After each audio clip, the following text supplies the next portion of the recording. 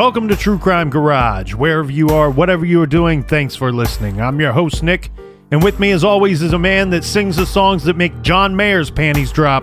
He is the captain. Thank you. It's good to be seen, and it's good to see you. Thanks for listening, and thanks for telling a friend.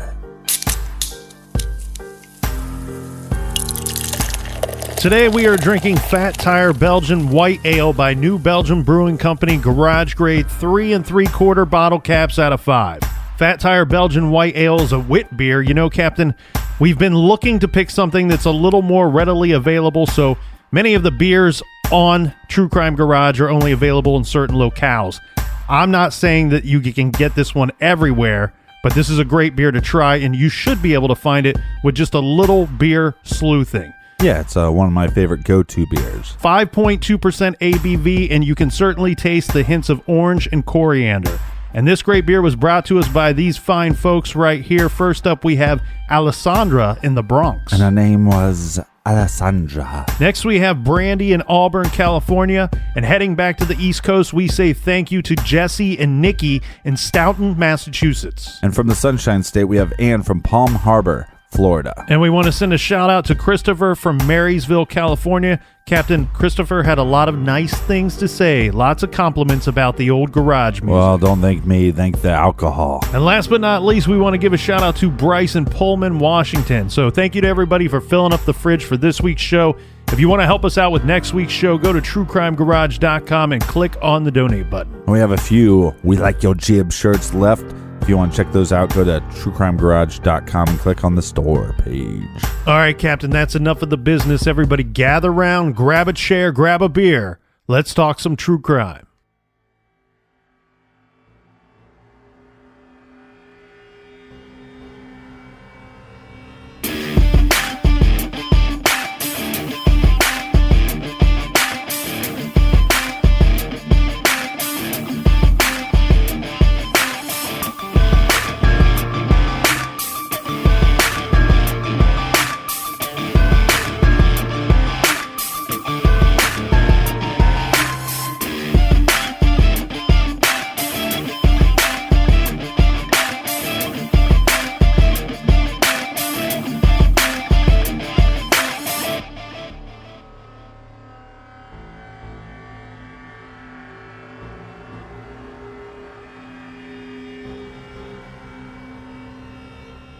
Wednesday, January 4th, 1984, Aurora, Colorado.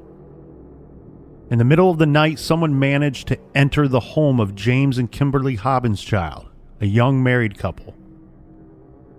They were both asleep when a homicidal maniac crept into their bedroom. The intruder is dressed in dark clothing.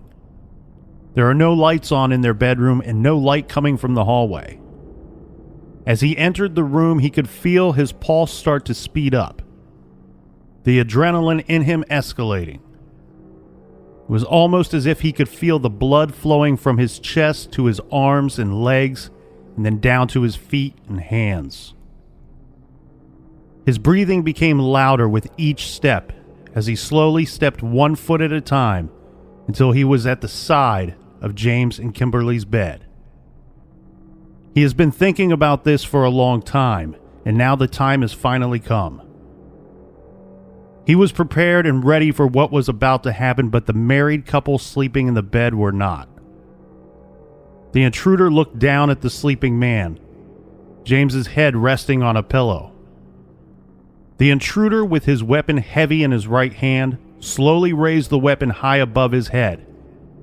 And as fast as he could, with as much might as he could muster, he brought his fist down, smashing the weapon into the center of James's skull.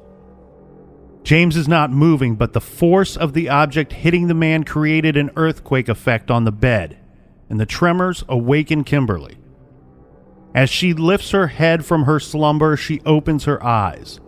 The intruder bends over, placing one hand on the bed to steady himself, and again he lifts the heavy weapon high above his head, and as fast as he could, before Kimberly could turn and look at him, he smashes in her head with some kind of heavy object, knocking her unconscious. Both James and Kimberly were hit multiple times before the intruder left their home. Somehow, they both survived. James and Kimberly suffered terrible head injuries due to this attack. Neither could offer much of an explanation of who could have done this to them or why. But what we do know is, sometime in the middle of the night on January 4th, 1984, the terror had just begun.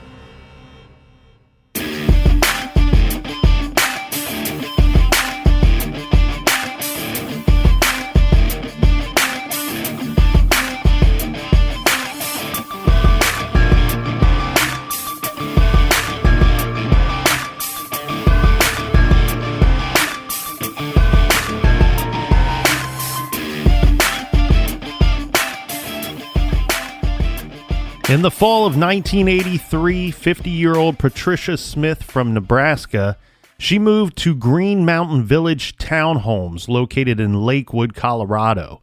She was helping out her daughter. Patricia's daughter, Sherry Litton, was only 29 years old. Sherry was recently divorced and had moved with her 2 children from rural Oshkosh, Nebraska to Lakewood as well. Patricia was a loving mother and grandmother and moving in with them to help them out, to help them adjust from the divorce and being relocated over 3 hours away to Lakewood.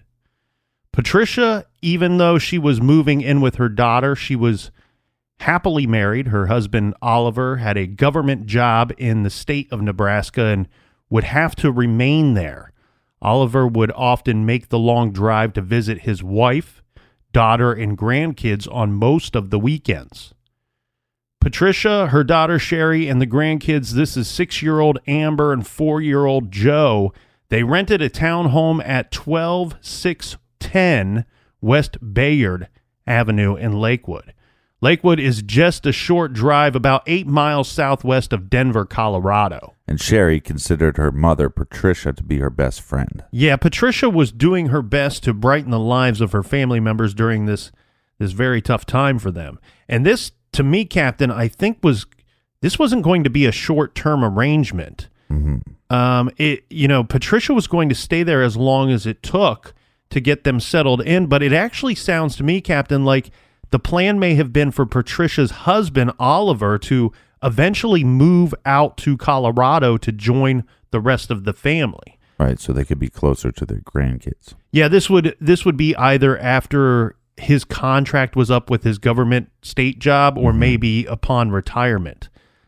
The two had a farm. Patricia and her husband had a farm out in Nebraska, so obviously this would require selling the farm as well, but Patricia started up her own business after having moved to Lakewood, Colorado.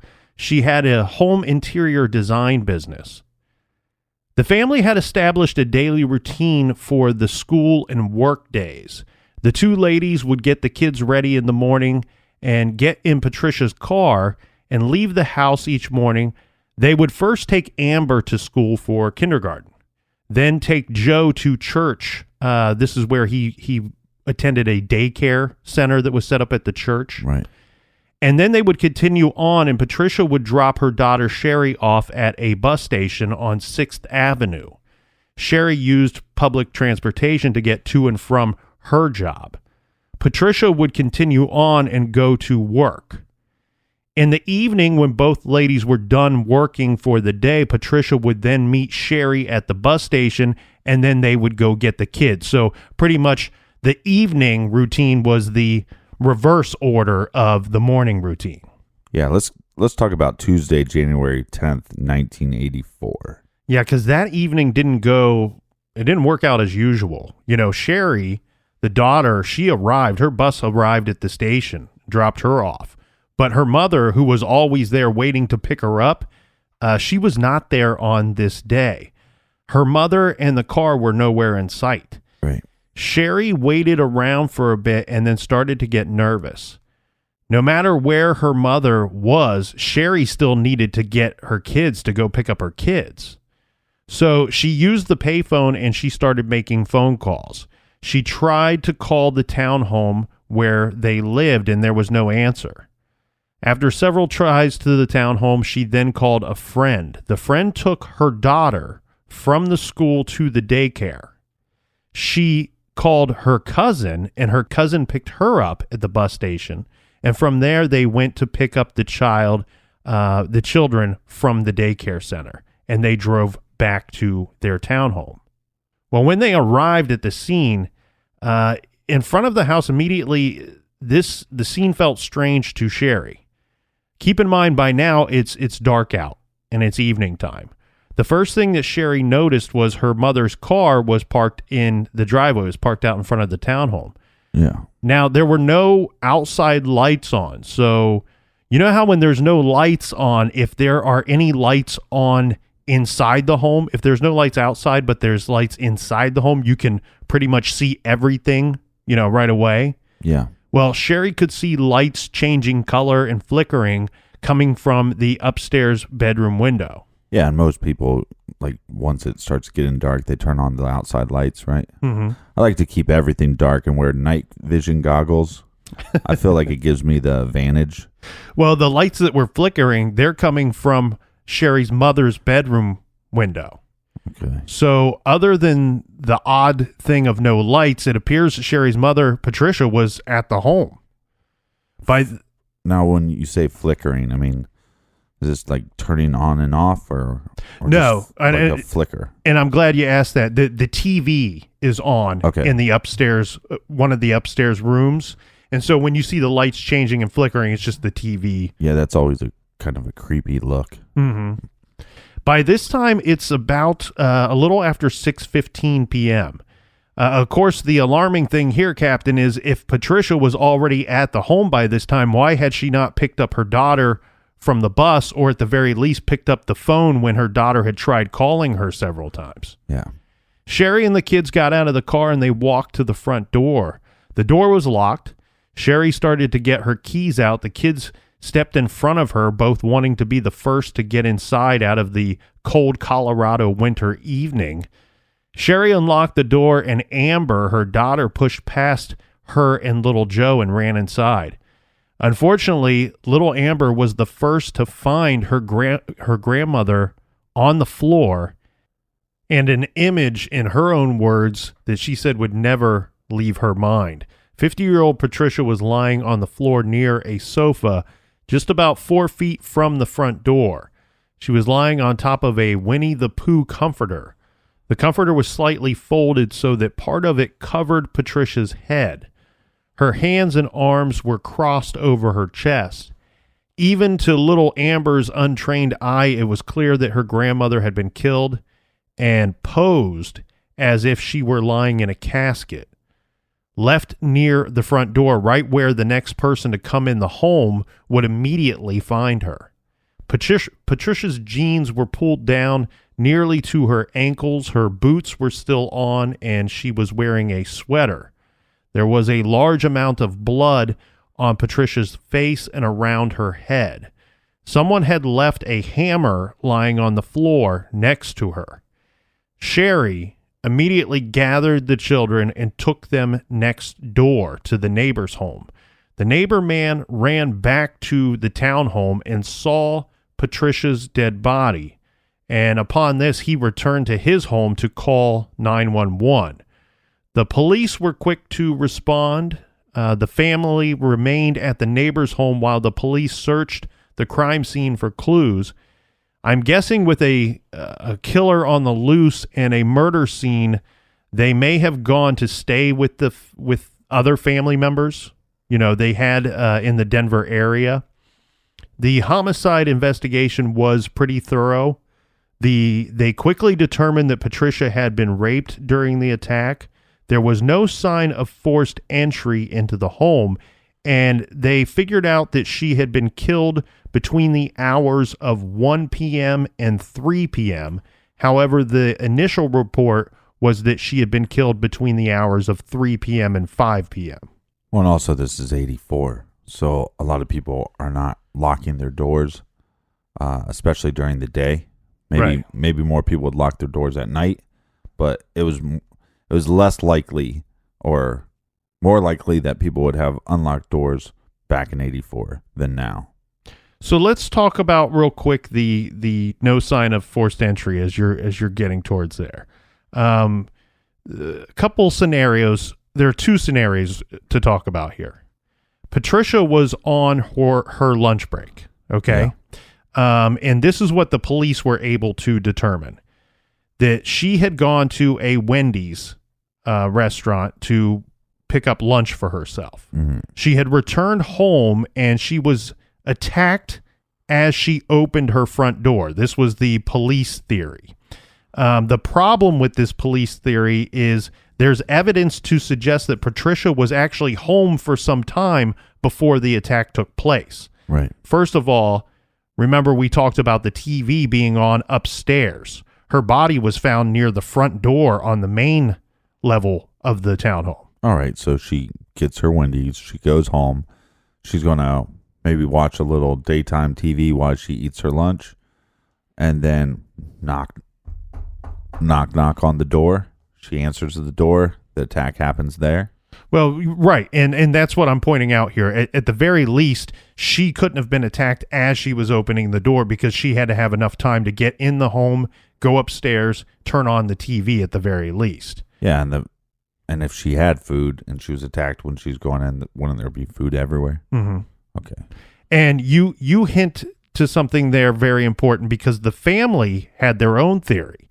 The family suggested that Patricia, who had grown up and recently lived in a small town before moving to the larger city of Lakewood, they said they think that the killer knocked on the door thinking Patricia was just a trusting person and probably would have not have hesitated to open the door, letting the killer in, and he attacked her immediately upon her opening the door. Again, right, and again, this would not be uncommon for 1984.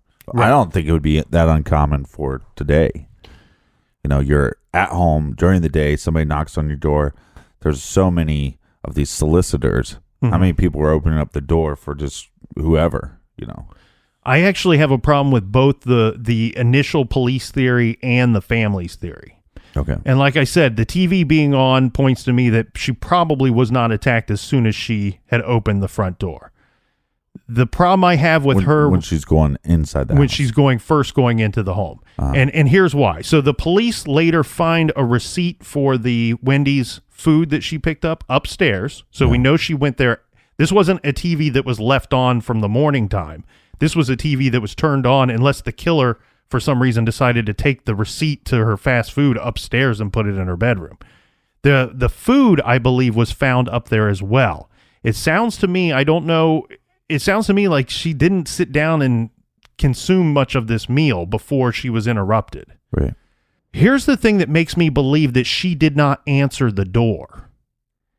And this makes the no sign of forced entry very tricky because we're saying she may not have been attacked upon returning home, and she herself didn't open the door. Patricia wore a wig. Mm-hmm. The wig was found upstairs. And you know, I don't want to receive any crappy email for this, but here's my guess, okay? Send Nick crappy emails. Here's my guess. If I wore a wig, somebody knocks on my door, I'm going to put on my wig before I go answer the door. Does that sound like a fair statement? I thought you did wear a wig. You should see these locks, man. This is my real hair. Not my real color, Madison Reed, thank you. No, but that's just a guess. I'm just guessing there. Maybe that's not true 100% of the time, all of the time, but I'm going off the assumption that if I were wearing a wig, somebody knocks on the door, I would probably put the wig on before going downstairs to open up the door. All right, so your theory is that she gets food, she goes inside the house, she goes upstairs to watch TV while she's going to eat her lunch, mm-hmm. and the intruder comes in, the door's unlocked. Mm-hmm. Yeah, that makes the most sense to me. Yeah, and like I said, it's just the idea that sometimes when break-ins happen and they go, there's no sign of forced entry, sometimes people just don't lock the door. It happens. Well, and I also want to talk about real quick, Captain, why the well, real quick though. Sorry. But to me, this points as an individual, if she didn't consume much of her meal, mm-hmm. that this is not just some random attack where he just picked this house for no reason. or he was just riding by on his bike and sees this lady in the window watching TV. I think this was probably somebody that saw her getting the food, fancied her on some level, and then followed her back to her place, and probably, studied the scene a little bit, just kind of figure out, is she by herself? Are there other people in the house? Right. And I think they kind of got the feeling, the attacker had this, the feeling that, no, it's just her, and then he just went in. Well, the other thing too is if you're watching from the outside, depending on how light it was out that day, you may be able to observe the townhome and see that from the windows, even if the shades are closed, that there's likely no lights on in the home. Right. And if she returns home and you're watching her, as you said, and you see, boom, a light turn on as soon as she walks in the front door, boom, a light turn on in the upstairs bedroom, one might assume she's the only person in the home, that there was nobody there before she returned. The other evidence, Captain, the autopsy showed that the cause of death was several very hard and violent hits to her head. This, of course, consistent with the hammer that was found lying next to her as the most likely murder weapon. Whoever killed the woman had removed 2 diamond rings from her fingers and removed a gold necklace that was around her neck. Nothing else was stolen from the home. In fact, the killer didn't even check the rest of the home, this is according to the police, to see if there were other valuables that he could take. Evidence of a sexual assault was collected from the body. One thing that her daughter, Sherry, would point out in a later interview was that there were no defensive wounds on Patricia's hands and arms. This suggesting that she was knocked out by one or more blows to the head before the sexual assault took place. Let's get back to the case of the Aurora Hammer Slayer after this quick beer break.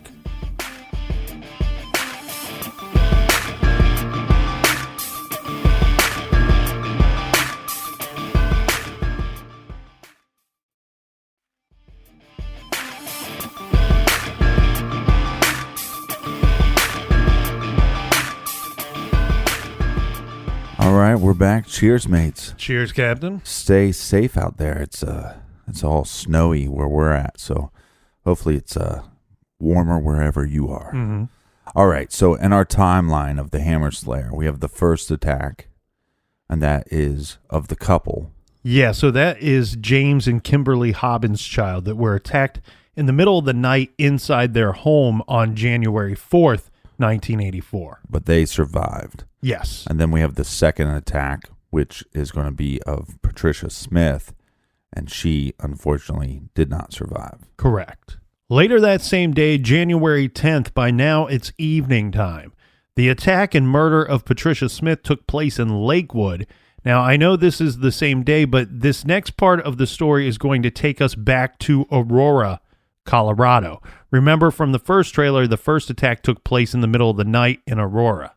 So Aurora is just about 15 miles from Lakewood, give or take, depending on how far west in Lakewood you are and how far east you would be in Aurora.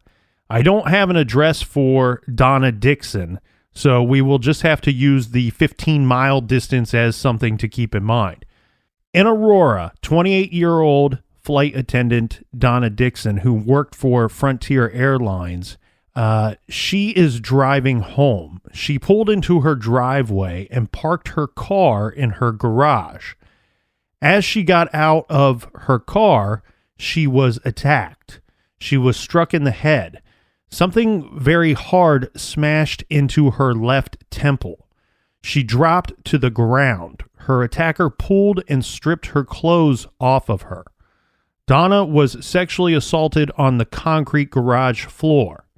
After the attacker fled the scene, Donna Dixon was left bloodied, very badly beaten, and unconscious. Her attacker had left her there to bleed out or to succumb to her head injuries and die there on the cold concrete floor. Eventually, Donna and the bloody scene were discovered. A call was placed for an ambulance to transport her to the nearest hospital. Mm-hmm. Donna was in a coma but somehow she survived the brutal assault. But because of the severity of her injuries, Donna spent weeks relearning how to talk, which was important here, Captain, because the police were hoping that she could tell them who had attacked her. Right.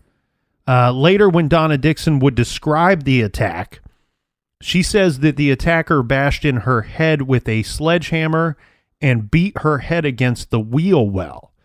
Another curious thing, though, is that same article, that same news article, where the crime reporter had asked Donna to describe the attack and give her insights into the case, there's a troubling phrase in there where it is stated Donna's attacker or attackers had used a sledgehammer to attack her. And why is that a troubling phrase? Well, it's not so much that in particular is super troubling. It's that a lot of people over the years have looked at now we've discussed three separate attacks, and a lot of people have looked through the details of those attacks to determine if in fact they are all connected, right? If they were all committed by the same perpetrator. So some people have pointed out through the years that, well, while a hammer, what we would believe to be a traditional hammer, was left next to the body of Patricia Smith, and then we have this next account, the third attack, where we have the victim describing a sledgehammer. And I think there's a couple things there to consider. First of all, if a traditional hammer was used to kill Patricia Smith and was left at the scene, right, well, then the attacker just hours later would not have that same weapon to use on his next victim. Mm-hmm. Now, where she says the word sledgehammer, I don't think we're looking at or thinking about the same thing that you and I would consider a traditional sledgehammer with the long handle. I'm thinking that we're probably talking about something that is just... right, it's still a short hammer. Correct. You can have a short hammer, sledgehammer. I mean, I've watched Property Brothers before. But here's one thing that I want to point out to the listeners. When thinking about if these attacks are connected and if, in fact, the details of these different attacks could lead one to believe that or take you away from believing that, with Donna Dixon, in that news article where she gives this account years later of how the attack went down, she is giving you information that was provided to her by the police. Okay, where she says that she was hit in the head with the sledgehammer and pulled to the ground, and then her head was bashed against the wheel well. This information didn't come from her witnessing this attack. She actually had no memory of the attack at all, other than getting out of her car. Basically, for Donna Dixon, she got out of her car and then she woke up many days later in the hospital. Right. And that's as far as she remembers. And I know me, and I'm sure a lot of people out there are the same way. That would have happened to me. The first thing I'm asking the police is, one, who did this? Why did they do this? And describe the attack to me as the evidence points out to you, because I want to know what happened to me. Right. It's probably a crazy fan that you made mad.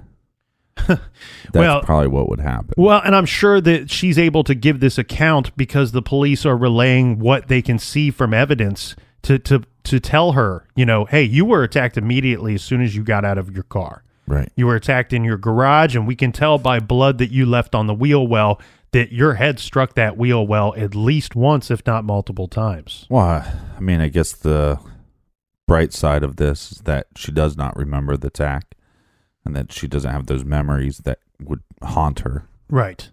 Right. And it was a long recovery, but she would make a full recovery and go on to live a normal life, not affected by those injuries many years later.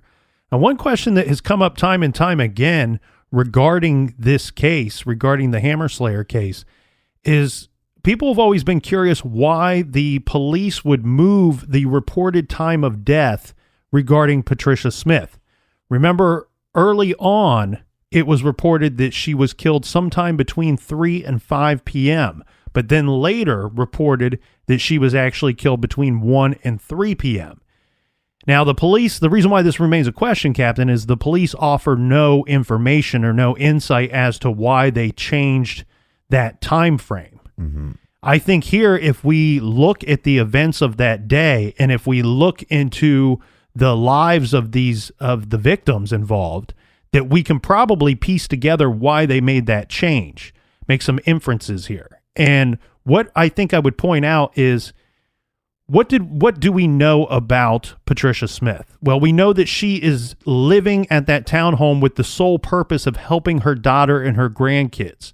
We talked about their daily routine during the work week. Well, their daily routine was to get up, drop off the kids, and then drop off her daughter at the bus station for her to go off to work. So what inference can we make from that is that their work day, Patricia Smith's work day and her daughter Sherry's work day, is based more off of the kids' schedule, what time they need to arrive to school and what time they need to be picked up after school. Yeah. So we know that her body was discovered around 6:15 p.m. that night. My guess is that 3 p.m., around 3 p.m., was the first time that she was known to be missing. She was not where she was supposed to be, meaning she had not picked up her daughter. She wasn't waiting at the bus station. Phone calls are made to the townhome where we know she's ultimately found dead later. So one can assume that they came up with the idea of 3 to 5 being that she was unaccounted for starting at 3 p.m., and she's found by 6 p.m. dead, and we know that we had to have some time for the attack to actually occur and for the attacker to flee the scene. So you come up with that 3 to 5 marker, right? Yeah, I think it makes more sense to take a look at her receipt to see if there's a time on it. You know, that would be the starting point, wouldn't it? Well, and I think that's where you are exactly right, my friend, because now later they're going to tell you that the attack probably most likely occurred between the hours of 1 p.m. and 3 p.m. Mm-hmm. Okay, well, why would that move? We have to, again, look at the victim and what that person was doing that day. And like you said, they found a receipt. Did it have a timestamp on it? It would have had a timestamp on it, yes. This information was not released to the public. You mean the time was not released? Correct. Timestamp. But the inference we can make from what police did release, stating that we believe she returned home on her lunch break, mm-hmm. meaning that that timestamp is going to point them more towards a traditional lunch hour time. Mm-hmm. And then we know that she would have had to have been killed, or most likely would have had to have been killed before 3 p.m. because that's when she is now unaccounted for. So if you take a look at that receipt, as you had pointed out, and the receipt says 12:30, 12:45, 12:50, and we know that she's not accounted for starting at 3 p.m., then it's looking like this attack occurred sometime between the hours of 1 to 3. My guess is that they had not discovered that receipt upon releasing that initial information. Yeah, possibly. And then, like you said, depending on what that timestamp is, let's say it is 12:30. Then Mm-hmm. she has this travel time to get back to her house, and again, with the reports, it's stating that, well, she didn't consume much of this food. So unless she was interrupted with a phone call, which we'd have phone records of that, if there wasn't something hindering her or being a hindrance, it's not even the right word. Yeah, let's go with that. Let's go with that word. But for whatever reason, she has her food, and she didn't eat all the food.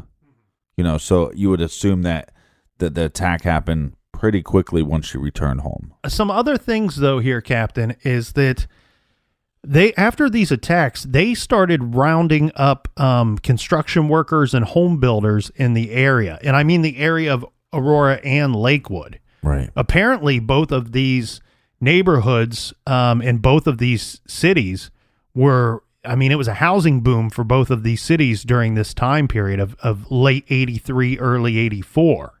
So there's a lot of homes being built and a lot of houses going up everywhere. Yeah, and their thought was the weapon is commonly used tool in construction.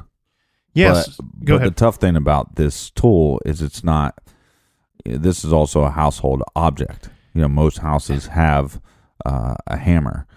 And then the question becomes, is this person showing up without a hammer and finding one at the scene, or is he bringing a hammer with him?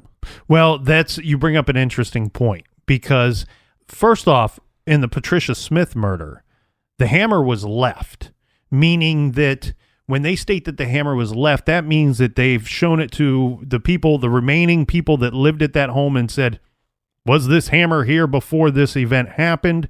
Yeah. And to the accounts they're getting from these people, the family members of Patricia Smith, are no, that was not in this house prior to this attack. Then in the situation with Donna Dixon, I don't think that we have a hammer that was left or a sledgehammer that was left at the scene. There's no report of that. One thing I wondered, though, with them rounding up all of the construction workers and the home builders, and this might sound silly, but sometimes it's these silly little things that can solve a case or at least give you a decent lead. All right, let's hear your little silly idea. Okay, so we know that at least one hammer was left at a crime scene on January 10th. Yeah. I would be curious to know if there were any, if they spent time looking at hammer purchases on the 11th or the 10th or the 12th or the 13th. Mm-hmm. And the only reason why I'm pointing that out is obviously, like you had said, a common tool used by construction workers and home builders is, in fact, a hammer, or anybody in that is similar trade. Right. But my thing is, if the perpetrator at least left one hammer at a crime scene, is there a chance he needs to replace that? I mean, here's what I'm getting at. If you have an area like Lakewood or Aurora, and there's these attacks going on, and it's fairly well known that the weapon used in the murder was a hammer that was left there, and then 2 days later, you and I are at a site, we're working together in some form of, we're craftsmen or we're builders or something of that nature. Yeah, I'd be the foreman. Yeah. You would be the boss, and I'd say, hey, foreman, captain. And I'd say, go fetch me that concrete, you mule. And I would go, I'll fetch you the concrete, but do you have a hammer I can borrow? And you'd go, Nick, I'm tired of you showing up without your tools. All right, let me try it. Nick, I'm tired of you showing up here. You got a future. You got some real skills, natural gifted, but you can't show up empty-handed, my friend.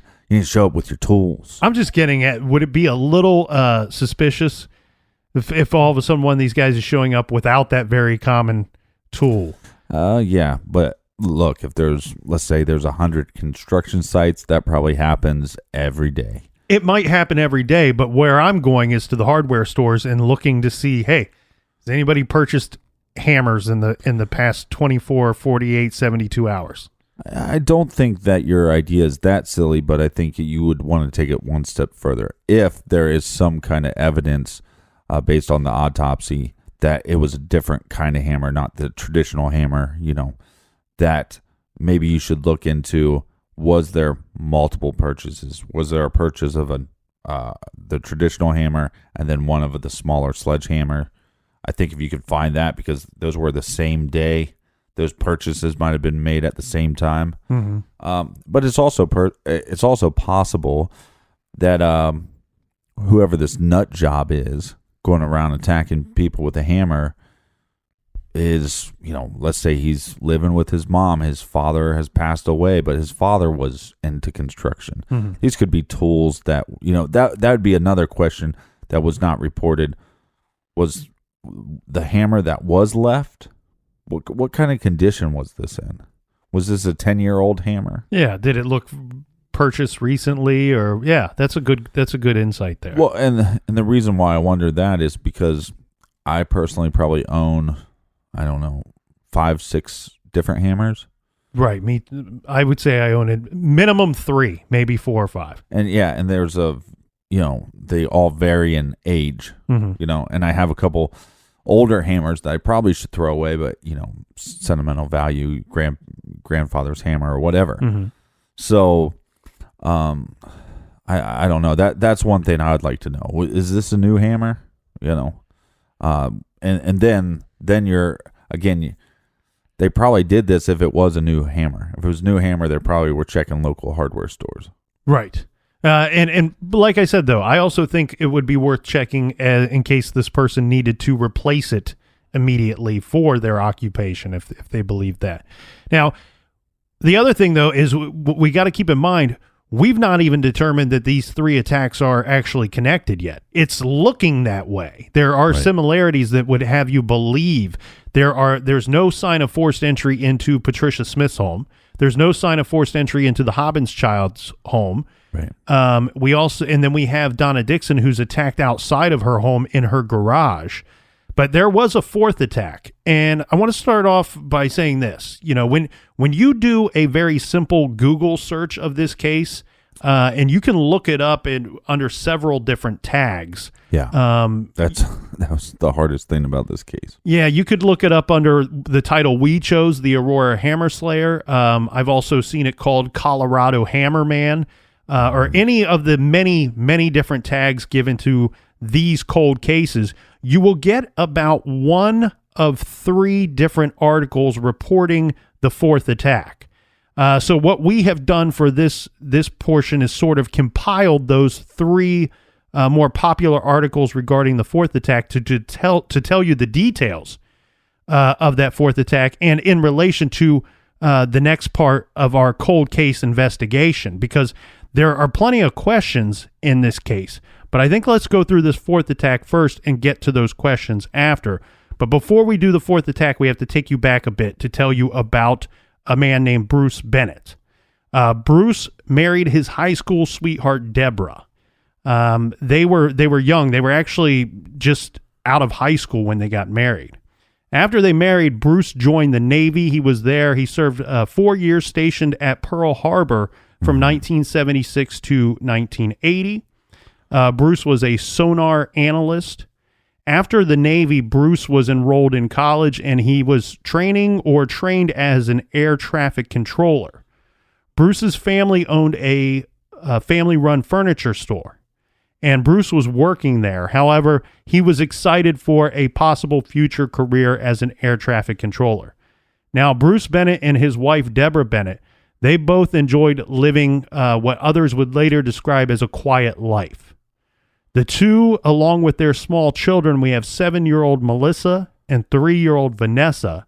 They had moved to a nice home in the 16300 block of East Center Drive in Aurora, Colorado.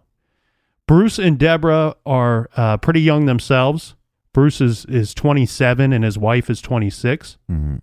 They moved there over the course of the long Thanksgiving holiday weekend in 1983. Where we left off in our case so far is January 10th, 1984.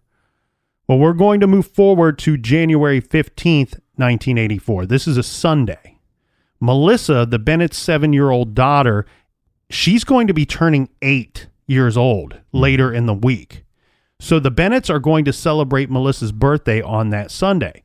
So they had some other family members over that day to join in the celebration. So, sometime on Sunday evening, things are winding down. People have to work in the morning, so their guests are starting to leave. I can't say for certain here what time the last guest or guest left, but I do have something in my notes here suggesting that the last guests were leaving around 9 o'clock, maybe as early as 9 o'clock or as late as 10 p.m.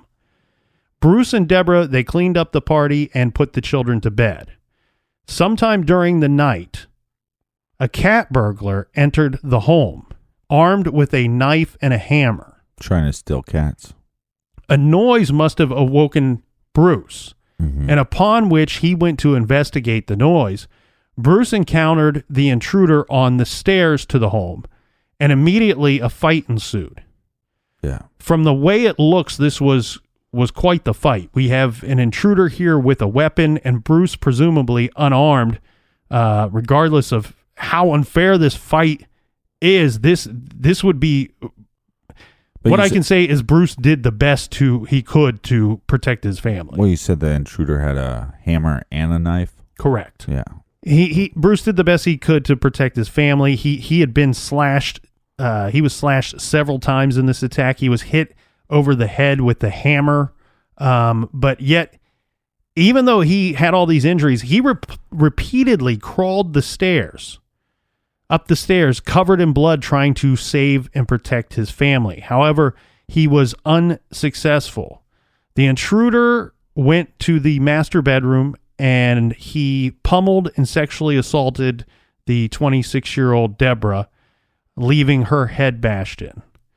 Next, he walked the hall to 7-year-old Melissa's room, where he did the same, and then he walked into the youngest girl's room, Vanessa, and repeatedly hit her in the head and face with a blunt object, presumably a hammer. And fast forward ahead a little bit to January 16th at 10 a.m.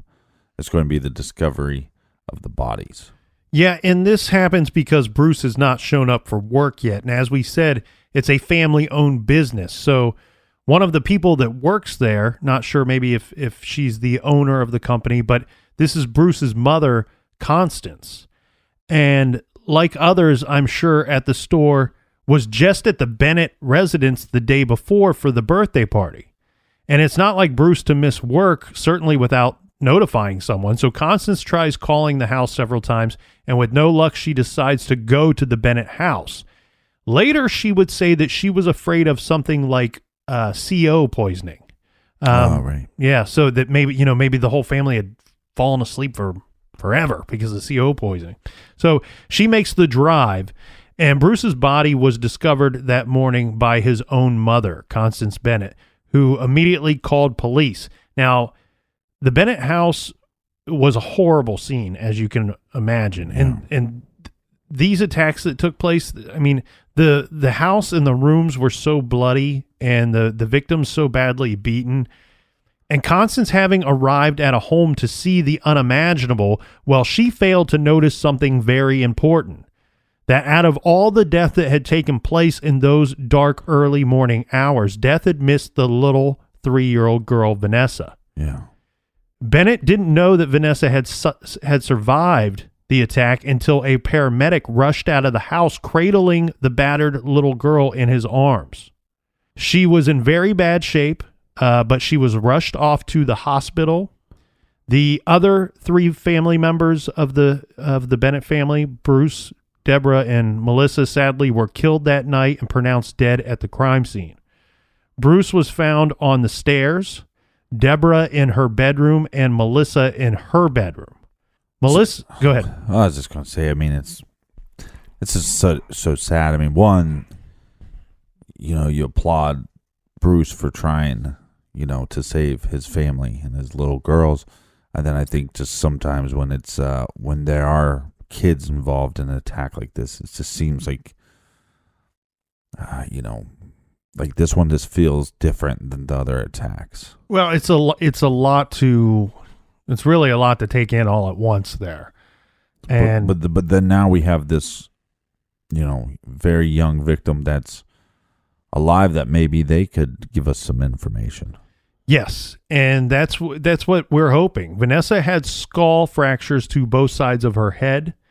Her jaw was shattered, which ended up sending jagged bones into her windpipe. And I don't say that to paint a horrible picture for you. I only say that to try to late.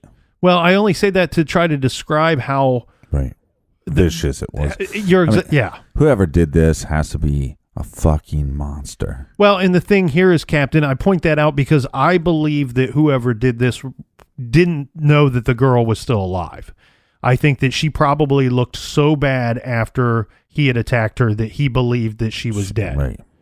A massive investigation had begun, obviously. This produced very little leads. Regarding the house itself, the early reports indicated the following: that there again was no signs of forced entry into the home. There was also no obvious motive for the killings for the police. Nothing was taken from the house except for a knife used to slash Bruce and a purse belonging to Deborah, which was scattered. The contents of the purse were scattered in the front yard outside, and the purse was left in the front yard as well.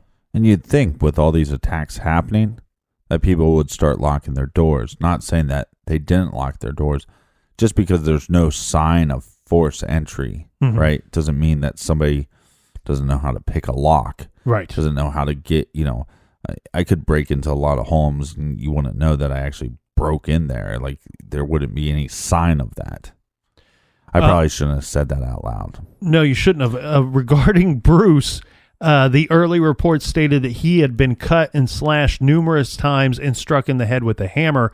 The deputy district attorney had this to say, quote, "It was quite clear he had fought with the intruder. It's apparent he had struggled with his attacker in more than one location and on more than one floor of the house. Yeah. He had numerous." This is where you like. It's sad because you're sad that Bruce didn't survive the attack, right? But you're in a way kind of proud of him, yeah. Because you know why? Because fuck the intruder, you know. Well, and this is from the deputy district attorney's mouth. You know, she says that Bruce had numerous injuries that could have killed him. That's how hard he fought and how badly he was hurt during the course of that fight, and he wouldn't stop fighting. It's going to sound a little silly, but you get attacked, right? And then it's time to, you're down on the ground. You got to make a decision, right? Are you going to get up, right? You're going to fight. You're going to keep fighting. You have your wife there. You have your children. Mm-hmm. And I bet he pulled one of the Hulk Hogan moves, where he started waving his finger up. Round 2, and yeah, did he stop him? No. But like I said, that intruder, had his hands full. And like you said, it's a weird thing to, I guess, say that you're proud of him, but I don't know what else to call it. Right. You know what I mean? Yeah. It sounds weird to say that, but I mean, there's no other way to put it for me.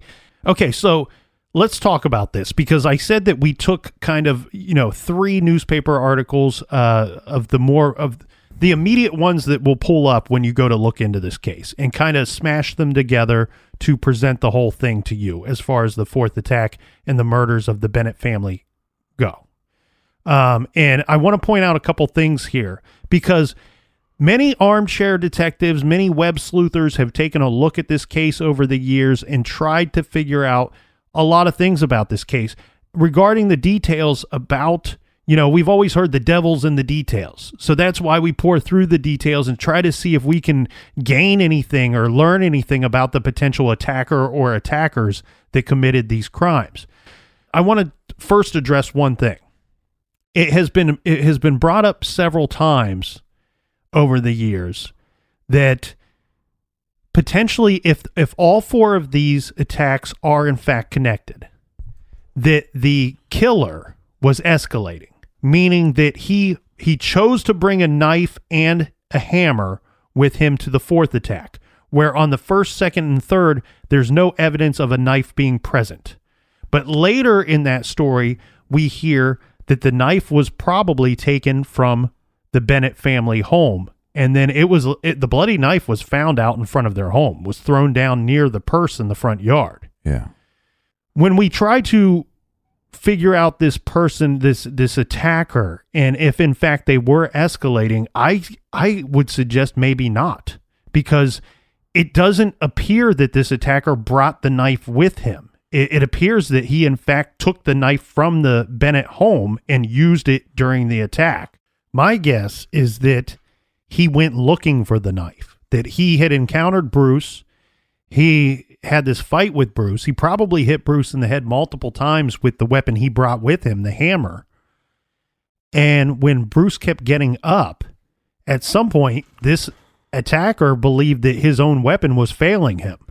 Yeah. And that he went looking for the knife and decided he needed to use a different weapon, a different method to kill the man that's trying to stop him inside the home that he's entered. And we know this because Bruce's throat was slashed. So ultimately he used a different method to kill Bruce. However, we heard the deputy district attorney stating Bruce had suffered many injuries that would have killed most people. Yeah. So where I say that people have questioned, was this attacker, this intruder escalating, I would say no. And for the simple fact that I think that this was an unplanned portion of this guy's attack. We saw the previous scenes where there was no knife used, but he also left all of those victims in a manner which I believe he thought they were all dead when he left there. And I think he broke into the home with the intention of killing who was ever inside and doing whatever he wanted while he was in there. But I don't see escalation here. I think that it's just happenstance that those people survived, and thankfully they survived. But don't you think that with some of these attacks, it suggests that he would be casing the house or casing whatever situation he's going into? We talked about that earlier where, you could have watched Patricia Smith's home from the outside, and judging by whether she turned on lights and there were no lights on before, that would indicate that she was in fact alone. But the problem I have with that is, if that were the case, he could essentially do this in each one of these attacks. Donna Dixon was by herself. So maybe he followed her in her car, saw her driving home, decided to start following her, and then he blitz attacked her as soon as she got out of her car. He could have parked near her and just ran up and started attacking her in her garage, knowing that she either was alone, or if there was somebody inside the home, he would have a few minutes to gain control of the situation. Yeah. You could have potentially followed Patricia Smith home and figured out if she was in fact home alone or not. These other two cases, the female's not by themselves. If in fact that was his goal, we know that there was rape involved in several of these cases. If you're trying to get a female alone, that was not the case with the Hobbins child attack or the case in the Bennett house. So therefore, that tells me one thing, or one of two things. Either he's casing the houses, as you suggested, and maybe whether there's a man present or not does not affect his determination of going into the home. Right, and that's what my argument would be, is that to me it's a clear sign of escalation if the person cased the house and knew that it wasn't even just two people in the house, but that there were four. But there were the four, and that there were children involved, and that, wouldn't that be by definition escalating it? It would be. But then you have the other situation. Part two of my answer would be maybe he's not watching the houses and does not care who or what is inside. Yeah. That he's just going to go in and take over the scene and leave a horrible, horrible, bloody mess when he's done. Let's talk about questions here, because one thing that we've tasked ourselves with this case, because this is a fascinating cold case. And I've come across many common questions that people have come up with within the first few years after these attacks had happened. Now, we said cold case, so you need to keep in mind it's cold for a reason. There were these four attacks that may or may not be linked, but there were no more attacks that we can find that were similar that could be linked to this. So the questions that we've tasked ourselves with answering, and we're going to have to do this in the next episode because we're getting a little lengthy here today, but that's what she said. of the first question is this: it's not clear if all four of the January attacks are connected. So we'll try to answer that one tomorrow.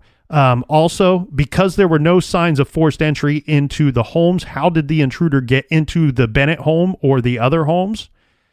Did the killer know his victims? And if not, how did he choose these particular people or houses? Also, what was the motive for these attacks or killings? Why was Patricia killed during the day and the Bennetts killed overnight? And then also, as we had already stated, the killings ended with the Bennett family murders. Why? Did the killer die, or did he just stop killing, or maybe he moved to another state? So we're going to do some additional digging and see if we can answer these questions for you.